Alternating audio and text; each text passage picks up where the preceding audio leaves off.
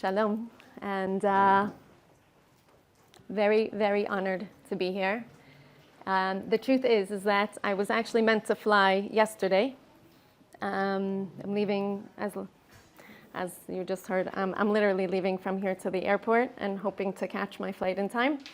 So you can put in an extra tefillah, make sure there's no pkakim on the way. But I actually was very honored to make sure we changed the ticket so I could be here, because if there's anything that I believe in, it's connecting to Torah and having women learn Torah. But I'll get to that in a little bit. I feel especially in these days, there is nothing that is more grounding than Limud Torah. The world is full of sheker. We know this whole world is full of craziness, and I don't even know how it's standing outside of Israel, because it doesn't make any sense. And Torah is the only emet, it's the only truth. And we see it, we know it, and our job is to just keep focusing on that. I guess I'll just back up a little bit for those who don't know me, which is our Binyamin was killed in Gaza. The truth is that today, I don't want any sad faces, but today was actually his English yahrzeit. But I don't hold by the English. I actually didn't even acknowledge it. I'm just saying it so you understand the time frame.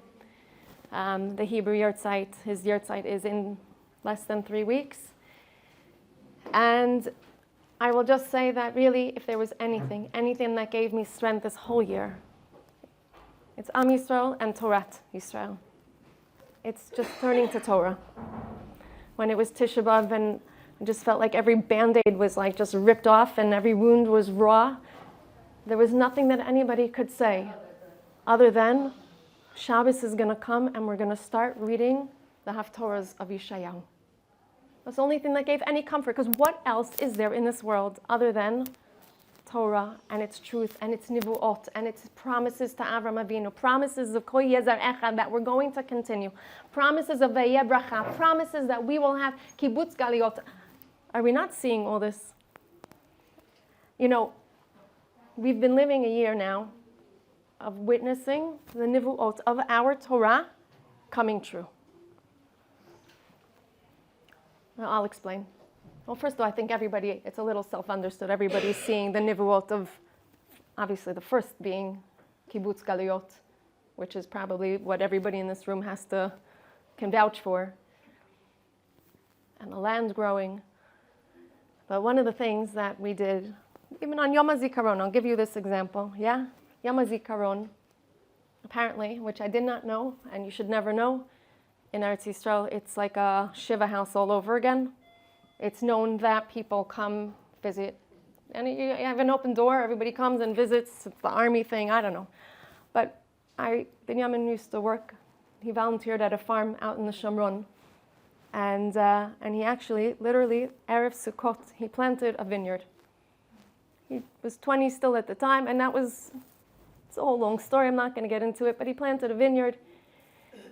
He didn't know that. He didn't finish. He didn't put the irrigation system in. He thought he was coming back. And so as time went on and more kept going, so many of the vineyards, many of his plantings, those sardu, they didn't survive. Some did. So on Yom HaZikaron, we weren't going to be one of these families. That's Shiva house all over again. We decided I put a sign up on the door and said, "Gone planting." And I said, Nevei Tzuf, you want to come to us? Yalla, that's where we're going to be. You're going to come and plant.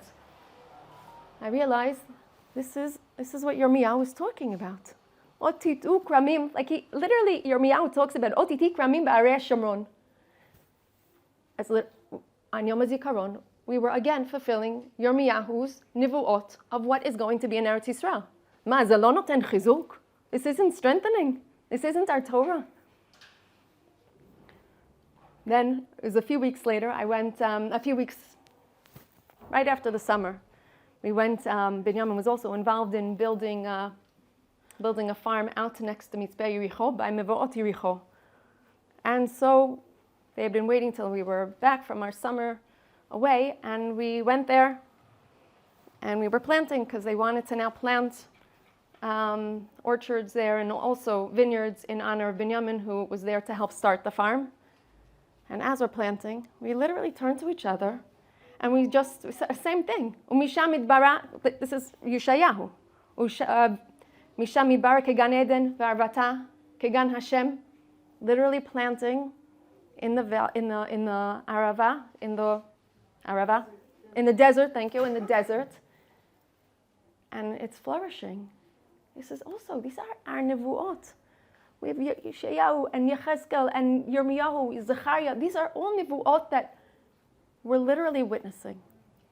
And the more we learn, the more our eyes are open to see, wow, we're living in the most glorious of times.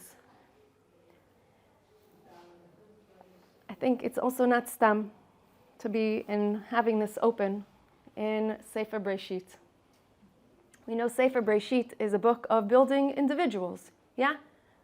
Sefer Shmot, the nation comes. We have Mitzrayim, and then we build a nation, and we learn all the beauties and difficulties of building a nation. Beseder. But Sefer Breshit is about individuals. We learn midot from each. We learn character traits from all of our avot, imahot, what to be, what not to be, from other ones. Yeah? And this is our guidebook. It happens to be, my name is Rachel. I feel like I should go by it because I very much identify with the name Rachel. I feel like when we say identify with, it's like a dangerous thing, but identify with people of Tanakh. That's a good one.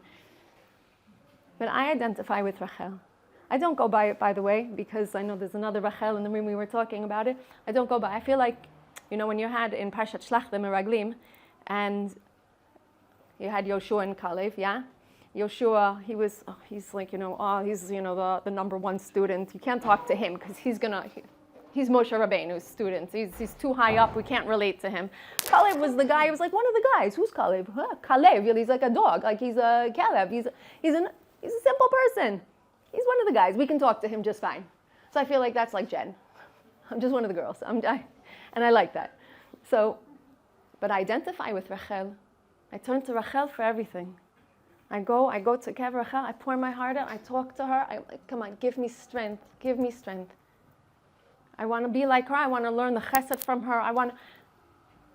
These are our imahot. This is Sefer Breshit. And here's where I mean that Torah is very much alive. You want to understand what happens this week? Look in the parsha of this week. So to me personally, with Chayei Saratz, obviously a little closer to home for me, in between the two dates of Yurtzeit, when Abraham is mourning and grieving for his wife. But what do we know? V'lispod saro b'liv chota, when he mourns and he cries for her, it's with a little cry, right? There's the mini letter, yeah? And because we know that Abraham really didn't grieve publicly. People ask when I talk about Binyamin, like, how come you're always smiling? Don't worry, I cry almost every day. A little bit. I cry at home. I know Binyamin is part of something so much bigger. I have so much to be grateful for and thankful for and appreciative of, and so much bracha in my life that I cry. I cry all the time, every day. Not all the time. Every day, a little bit. But biktana, and at home. And my kids can see me cry. It's a healthy thing. They see us cry, but they see us laugh, and we dance, and it's all okay. But this is our parsha. This is how Abraham mourned Sarah. It's not something foreign and crazy. We can do it a little bit and privately. And it doesn't mean that he didn't love her, and it doesn't mean he didn't cherish her and miss her every single day of his life. But we can learn from Abraham the way he mourns for Sarah. So first of all, I think that as women,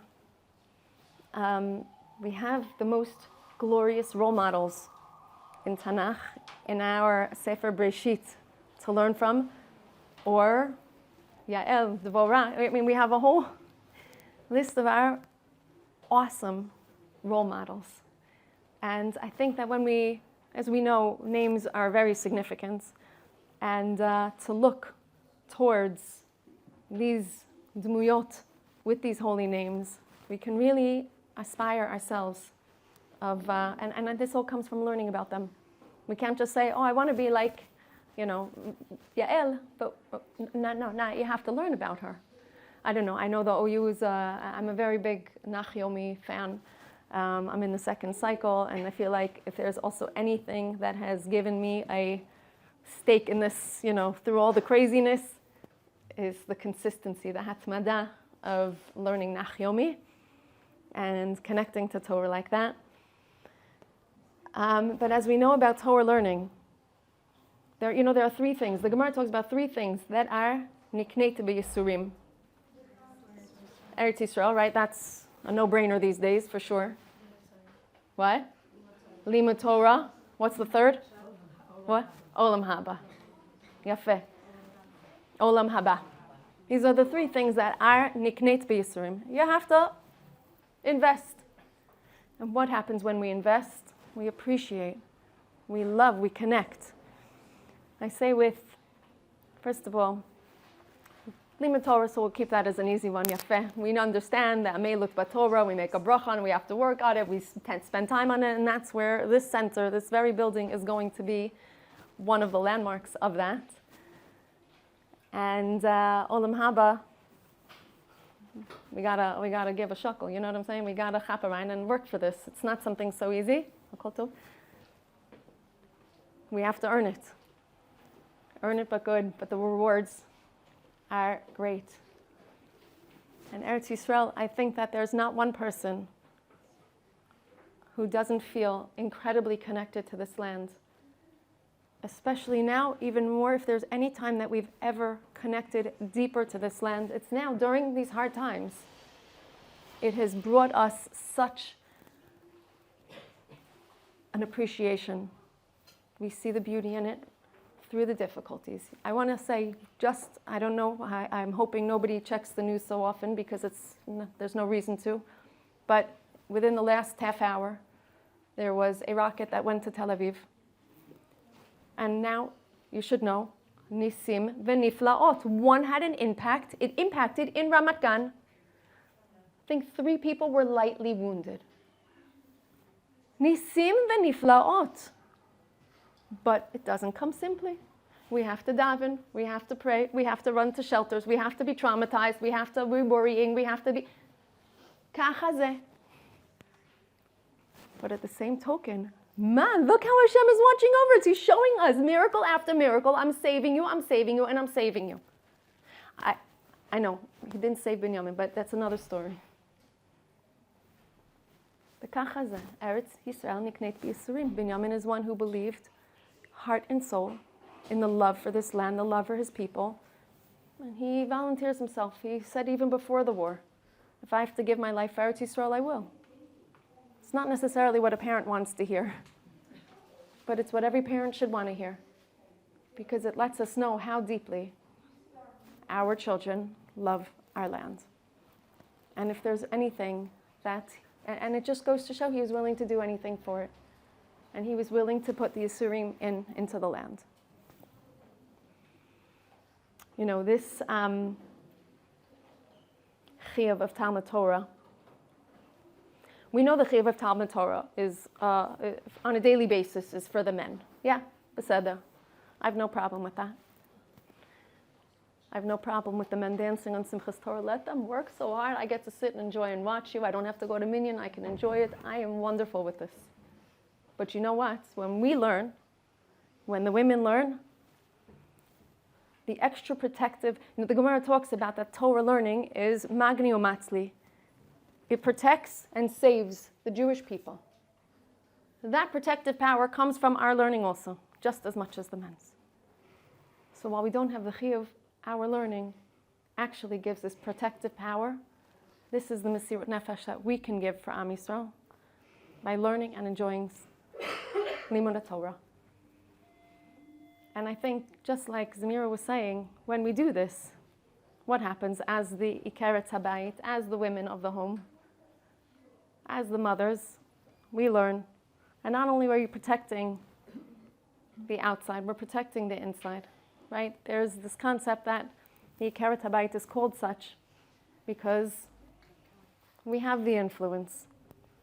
When it comes from the heart, the parent or the daughter or whatever it is, that Torah that comes from the woman's heart has such a powerful impact because it's coming from the heart. It's not only because it's coming from the chiyuv. And I'm very, very excited about this program here because that's really what it's all about. A limud Torah that's so fun. And I think that when we can realize that learning Torah is our emet, it's our truth, it's our history, it's our future, it guides us presently, it's mamish everything. How could we not want to sit and learn? I'm jealous of the people that really can get into these teachers that can sit and learn all day. I told my husband when I retire, I want to just be in a base medrash, go back to being a kollel wife. But I realize it doesn't have to be a full-time job. It can be tamid. It happens to be that now when it's like a joke. The backpack I'm bringing as my carry-on is actually full of books, svarim, because it's a 15-hour plus flight that I get to catch up on learning and prepare for the next few parshiot. But when we realize that our Torah learning is so impactful, and when we learn it, and we learn from, not just learn about the Nivuot and our future, but we can learn who we are, and we can build ourselves. And I think that is the greatest piece about Limud Torah. It's building us, and by building us, we build our house, we build our family, and that is building OUisrael. We think that mothers are all about giving birth. Mothers are giving life, but it's not only biologically. We give life in every other way as well. Socially, spiritually, mentally, we're giving life to everybody. So when we can do that to us, we spread it to everybody, and it's an awesome zchut that the women have. I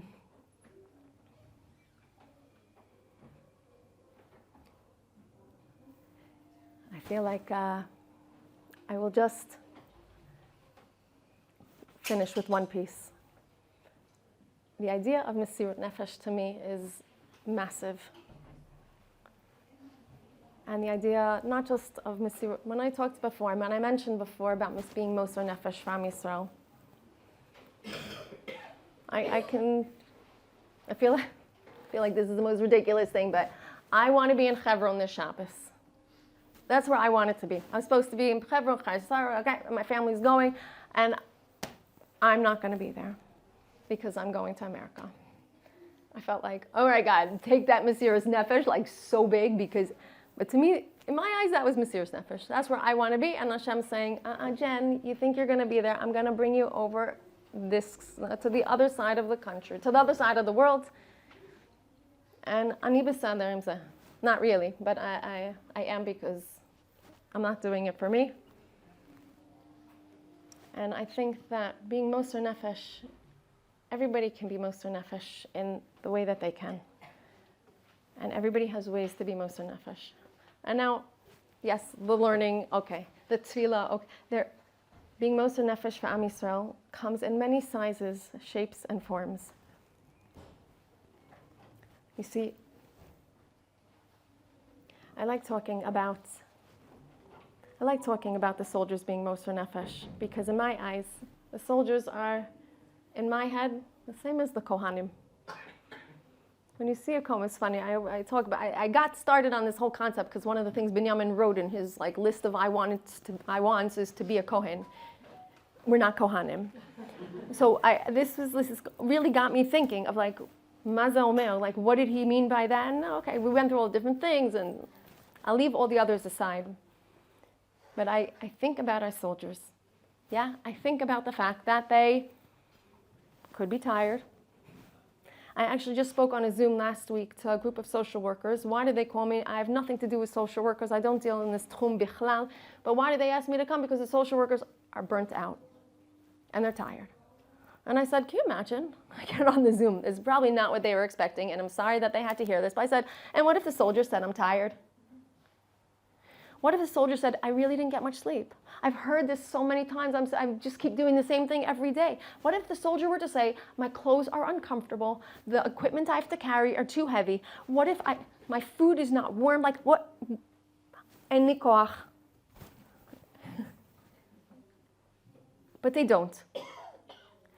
And that's when I started realizing, you know what? Neither does the Kohen. Can you imagine if a Kohen Gadol on Yom Kippur would say, you know what, I'm fasting. I didn't have my cup of coffee, so I didn't sleep well. I'm having a hard time waking up. And the clothes that I have to wear with the stones and the linen, it's very uncomfortable. I have to keep washing. The whole thing is really driving me crazy. And can you imagine if, and the kelim that I'm supposed to hold, they're very heavy. Can you imagine if he complains about this? And can you imagine if he then says, you know what, but I might die, so I'm not going to do it. I might get, if I spill a little bit of blood, I'm out of the, and then I'm finished, so maybe it's not worth me doing. Can you imagine if the soldiers would say that? This is called Mesirut Nefesh. These are what Kohanim do. This is what our soldiers do. And in Kol HaKavod, if the war is still going on, which it very much is, that means we also have to fight. It means that we also have to be Moser Nefesh. It means we also have to do our part. And everybody has a different part. Whether it's chesed and working on midot and working on davening and working on tehillim, whatever it is, it means that if the war is still going on, every single yid is a fighter. I don't know how I came up with it. I said this thing like we're front lines from the sidelines. We don't have to have, I spoke to Beis Yaakov girls last week. I wasn't supposed to talk about soldiers, but at the end I did tell them that, I said, you also have uniform? Ma, you're wearing your tznius uniform and you have your weapon. You know what your weapon is? Your tehillim. Your weapon is your siddur. Your weapon is your Tanakh. Everybody has what to fight with and to fight for. So on that note, I would like to give everyone a bracha, to have the koach, to figure out what you can do for OUisrael, to be ready to be Moser Nefesh, to be ready to fight for our nation, fight for our nitzchiyut, for our continuing gloriousness that will end, be'ezrat Hashem, with nothing less than the Beit HaMikdash, with Hashem's Shechina coming down, shining its light through all of Yerushalayim, spreading it to all of Eretz Yisrael, that we should continue to see the nivuot that we are going to be learning about, that we do learn about, of Yeshaya and Yecheskel and all the others, to keep coming to fruition, to keep seeing the kibbutz galiot, to keep seeing the land flourish, to keep seeing the rays of light that will ultimately be the ones of Mashiach be'ezrat Hashem bekarov.